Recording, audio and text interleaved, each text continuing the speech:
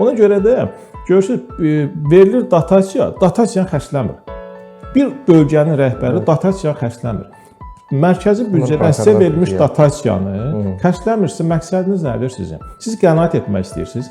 Bu adamların bir çoxunun dövlətçi düşüncələri yoxdur. Nədən ibarət? Onlar biznesmen, korporativ idarə etmə təfəkkürü ilə idarə etmədə vardılar. Məsələn, onlar hesab edir ki, şirkət necə qənaət etməlidirsə, məsələn, bir rayonun icra başçısı da ictimai vəsaitə qənaət etməlidir. Şəffaflıq hesabına qənaət edirsə əla, hesabatlıq üzərinə qənaət edirsə əla.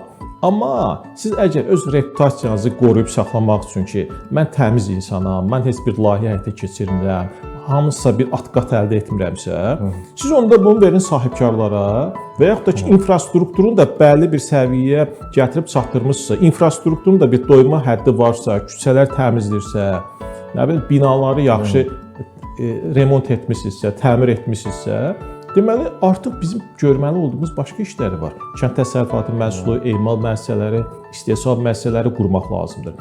Amma məqsədiniz nədir ki, siz vətəndaş ac qarnına təmiz küçələrdə gəzə bilməz. Bunu başa düşmək lazımdır. Və yaxud da ki, biz o xəstəliyin ilk olaraq meydana gəlməsi, genezisidir, diaqnostikasını düz müəyyənləşdirməliyik, sonra onunla bağlı müalicəyə başlamalıyıq. Elementar tibbi düşüncə bunu tələb edir.